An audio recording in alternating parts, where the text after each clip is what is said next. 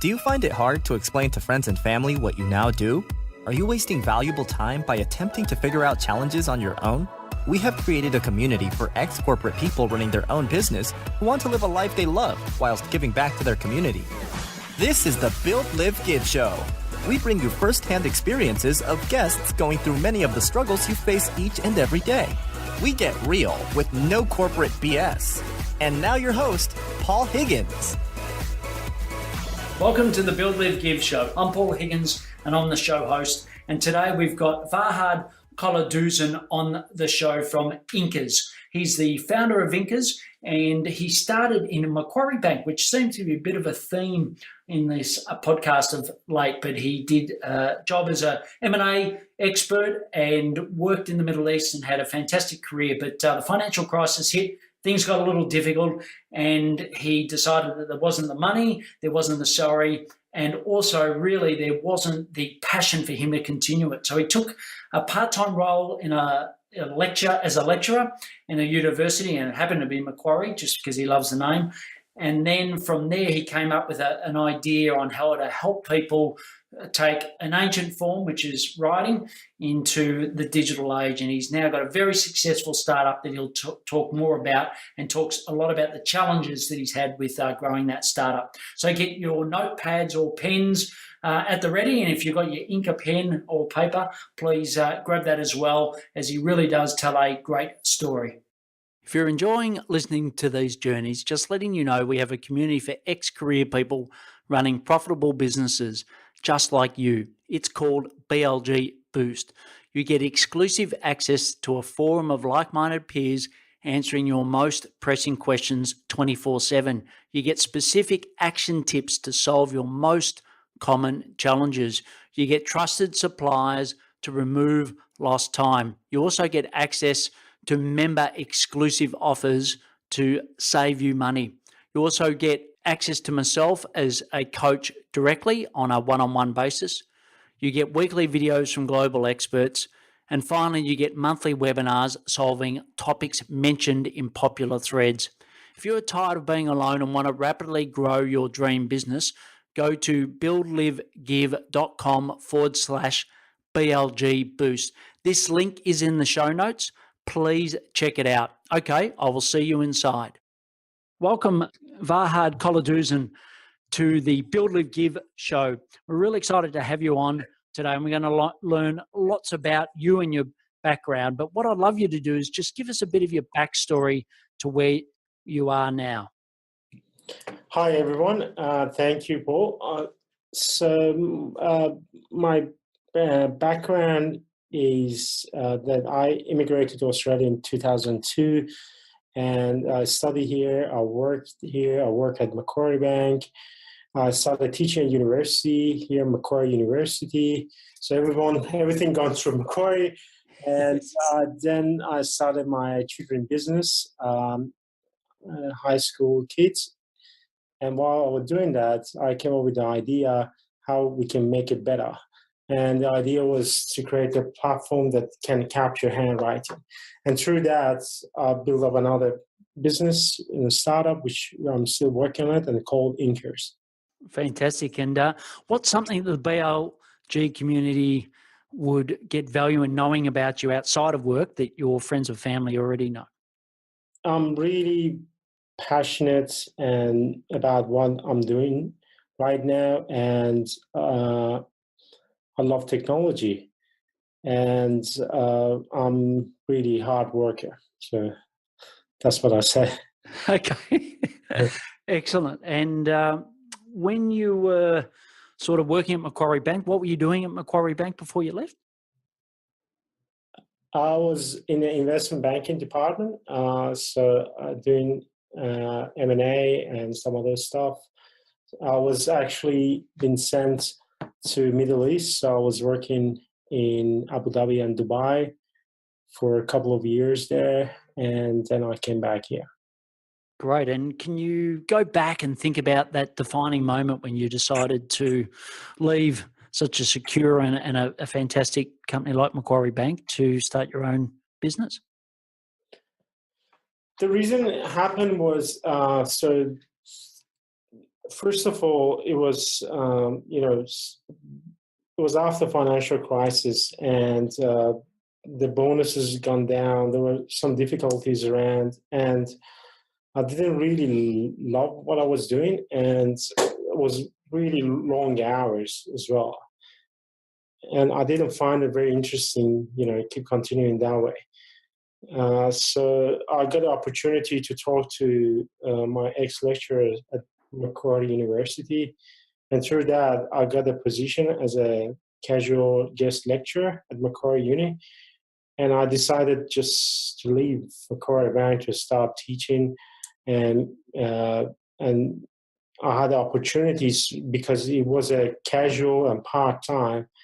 I could think of other things, and I really loved to start my own business before that, and that gave me an opportunity because I had a cash flow coming from university, not much, but it kept me going. And on the other side, I could start my business. And what were some of the fears that you had at the time? If you can think back then, what were some of the key fears running through your mind? Fees. Yeah, fears. Fears is always a fear, I think at the time, obviously not having enough salary, not having enough money to probably pay the bills, not, getting behind of investment, especially in the property, of all the, I might not have an opportunity to invest and I might lose out. And I lost some of it too, so it was something that I knew it and it happened to some extent too. But I still have fears right now. But the thing is, I manage my fears and emotions much, much, much better than back those days. And I'm really happy that I can do it this way. Great. And what do you think the change is in better managing those fears? I don't know, to be honest. Probably experience, probably also going through deep in yourself and finding more about yourself and understanding your needs.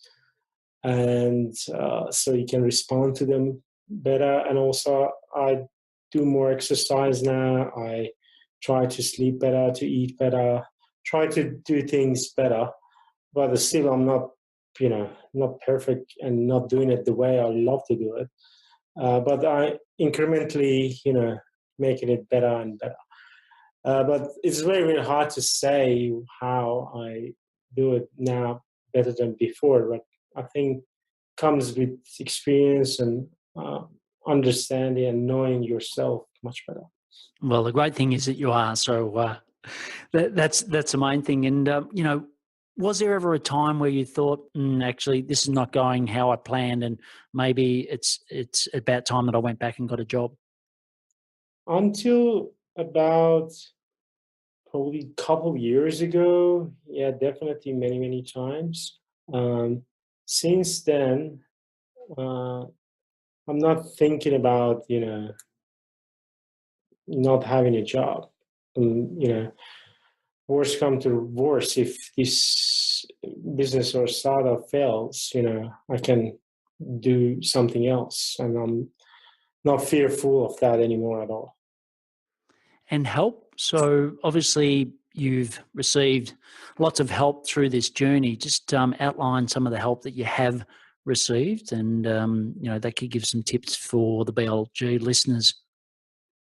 I try to, be positive, and the startup community, the community help definitely. I'm a member of a lot of the startup communities online and also through some friends as well. So going through them and understanding the difficulty, talking to them obviously helps. It helps a lot. I think relevant books as well, relevant,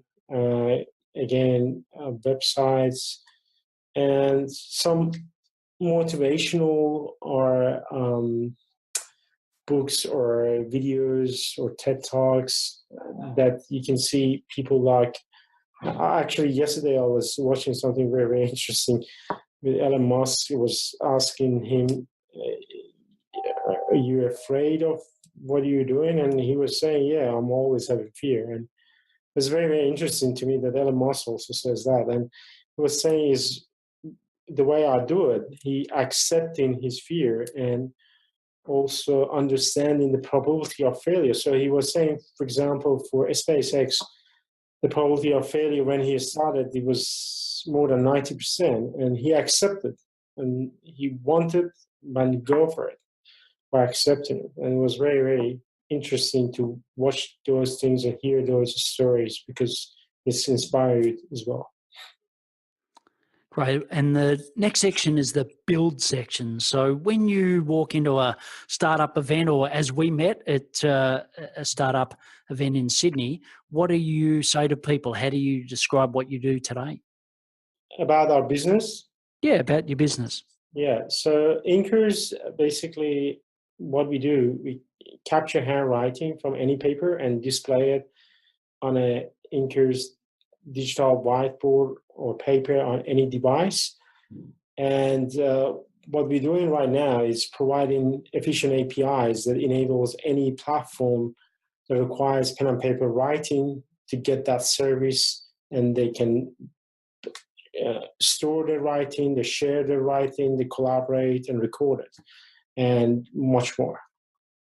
Right. And most listeners, the BLG community know, but just those that don't, what's an API? So it stands for Application Program Interface.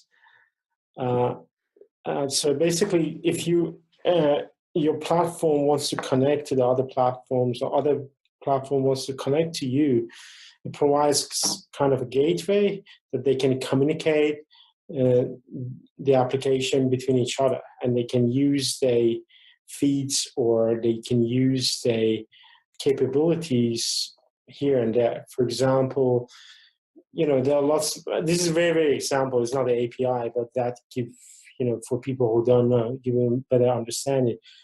For example, in the websites, some website, if you see, you have Twitter feeds or Facebook feeds within the website, and that's how they integrated the Facebook to their website. Without needing going to the Facebook to see the feeds, you can see it on the website. This is similar thing to the other things that you can basically integrate different application or platforms together and get the benefits of both. Excellent. And how do you monetize? How do you make revenue at the moment? We charging. We changed the business model. Before it was fully subscription. The pen was free. Now we charging both subscription and we charge for the pen. Great. And the ideal client, who's sort of your ideal client? Before we were focusing mainly on education, still most of our, pretty much all the clients in the education space, but right now we're going beyond education. So the ideally is the customers that or through integrations that we can leverage and get to the lot more customers. But the use cases that people really love our application is for training, teaching, for brainstorming, collaboration, all those whiteboarding, all those areas that we can really help. Right, and I know there's always this discussion that will go completely to voice and people won't be writing in the future because of AI and whatever. What's your view on humans' love and need for writing? And I'd love to hear your view, knowing that you're providing a product that really helps foster that. So we believe writing not going to go away. And there are lots of studies done that kids especially need to write, and writing in general improves the cognitive learning, improves the creativity. That's why we love board. We love to do all on the board to brainstorm things, because it makes us creative. It also really good for retention of information. So that's why when we take notes by hand, we memorize it much better. This is obviously, we're not coming to replace something else or replace typing. We're going to the areas that still is a niche for writing. And we believe it's not going to go away because of the damages that going to happen to kids if they remove the writing from the schools. And because of that, that's going to be here for, many, many years or forever. This is similar thing happens to augmented reality thing. So the way augmented reality promote themselves, they said, we are not built to sit down and type on the keyboards and communicate through a monitor. That's why they put a lot of gestures through augmented reality stuff, so you can do different things like how you do it like a human. And this is what we promote ourselves. This is writing is with us for centuries, and it's gonna with us probably forever. I agree, and I must admit I've got a fascination with the whiteboard. Any chance I get to get up and express my ideas through a whiteboard, I'll take the opportunity. So you've certainly got me as a customer for a long, long time. Around, you've had brilliant experience at Macquarie with M&A. You've successfully done your own startup, and I know you've been involved in a lot of startup communities. If you sort of package all that up, what are some of the biggest lessons that you could give the BLG audience around building your own business? Oh gosh, this is, I would have done very, very differently if I even doing this 2 years ago. But some of them things are very general that probably everyone in the startup community say, and probably I would have say same thing. First is build a product that the customer really needs. So to talk to the customers as much as possible. Don't add features or doing, build the product without really going to the customers and get a feedback on probably even daily basis. The other thing is failure is fine. You just have to learn from failure very, very quickly and change it. The speed of change is very, very important, not the failures. Yes. And thirdly, perhaps to be successful, I believe you need to be really obsessed with something and really want it. I think if you be obsessed and really want it, definitely you become successful. Brilliant tips. And today you said like those fears never go away, and even Elon Musk, they're still there. But for you, what are some of the biggest challenges that you face today in running your business? We are a startup. We still have challenges on everything, getting customers, cash flows, problems, development problems. So it's bad, everything, especially on the director as well. So we have to solve the product problem, we have to solve the finance problem, and we have to solve the customer problem. So there are three main things, I would say. And you have to solve at the same time. Great. And what's the impact if you don't get that, as right as you'd like it to be? What's some of the impacts that occurred for you because of that? Because of the mistakes, you mean? Yeah, or not getting things the way that you planned. At the end of the day, cash is king. So if you make some bad mistakes, it might be really, really hard to recover. And some of the mistakes we did also have been very costly for us, and we lost money because of that. And you just have to recover. And this is what we're doing now. And I talk to many people that have successfully left corporate, running their own business. And one of the hardest things is getting a commercial wage, actually pulling out. And, I suppose it's different for a lifestyle versus a startup, or whether you're going to sell or do an IPO. But for you, how have you handled, drawing a wage whilst you've been building this fantastic platform?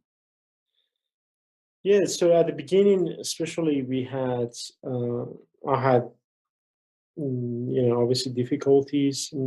So I was not earning that much, and I had costs and bills to pay. So it was really difficult, very difficult. But my wife obviously really helped. She's working full time in National Broadband Network, and she definitely helped. And we were lucky since about 2.5 years ago. We've been getting investment so far, and even grant from the government. So I had been privileged that I could pay myself some normal average salary, so I could survive in the last 2.5 years. But before that, it was very difficult. And the next section is around the live section. So what are some of the daily habits that helps you be successful? Started trying to do running in the mornings. Last 4 or 5 months, I'm going to gym definitely about 3-4 hours on the weekend. I don't have enough time during the week to go, but that's why I'm going in the mornings, just about 15 minutes jogging. I try to organize my times much better. So I do better time management through the different apps. And also, I think that's pretty much it. Yeah. Great. And what are some of the apps that you use to help better manage time? Google Calendar, much more compared to before. But other apps I use to help my productivity is like Trello and Slack to manage the projects and times as well. Great. And the next section is around the give section. So what's a cause or a charity that you are involved in or have got a passion for? I have a passion for charities involving helping the wildlife. So I'm involved with WWF. So what WWF? Sorry, I can't remember saying. Basically, I'm helping them. Okay, excellent. And then the last section is around the action section. So this is where we get some really meaningful tips for the BLG community, given your experience. So the first question is around productivity tips. So what's your number one productivity tip?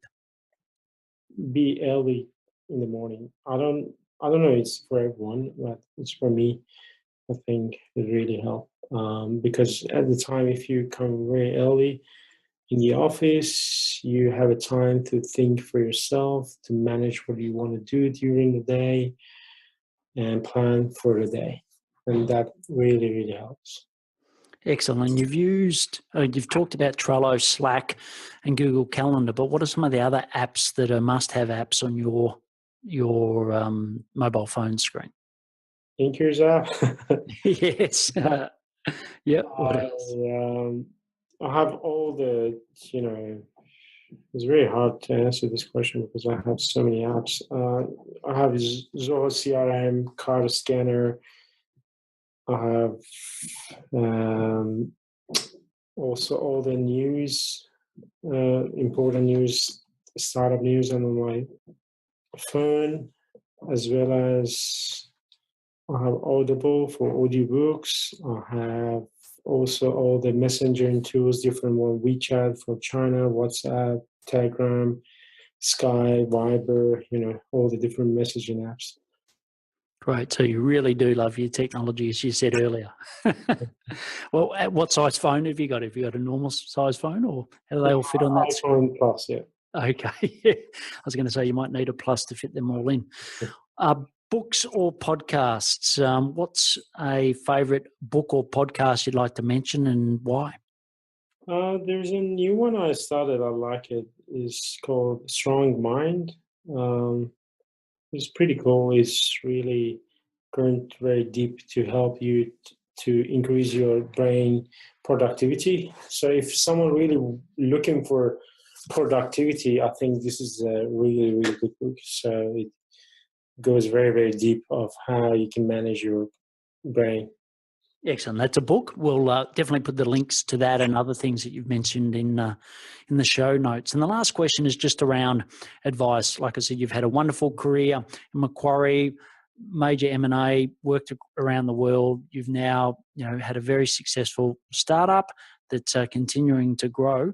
What's some parting advice that you'd give for someone that's either in corporate that's about to leave, or is just left corporate and in themselves are building a business? What's some advice you'd give? Business is not for everyone, for sure. So it doesn't. If there are so many people now doing a startup compared to a few years ago, it doesn't mean that everyone should jump in as well. Startup business is very, very, very hard. Probably harder than people imagined before starting it. But it's very rewarding as well. You never get bored, and you have challenges every day, and you learn much more than being in a corporate. So I can't really give advice for who should come or who shouldn't, but you have to, I think, see it yourself. And if you are not sure, it's better you do it and test it yourself by doing something sideline, so after hours, or work part-time and do something beside it, so you get the taste out of it. And also go to the community to understand how other people are doing it. Yeah, excellent. Look, and that was one of the key instigators of setting up the Build, Live, Give community, is so that you can go and learn from people that have had those experiences. Brilliant. So how can people find out more about you? You can go to our website, Inkerz, Inkerz.com. And you can find about our product, and you can see my profile there as well. Brilliant. Well, thank you for being on the show today. I've really enjoyed meeting you back in Sydney, your product, and just to see how far you've come in. I suppose just over 12 months is really impressive. So we wish you all the best for continued success. Thank you very much. Thanks, Vahid. Bye. Bye-bye. Thank you for listening to the Build, Live, Give show. If you found this show helpful, please share it with others so we can build businesses, live great lives, and give back to the community. If you would like to join the BLG community, go to our website, www.buildlivegive.com. Until next time, thanks for listening.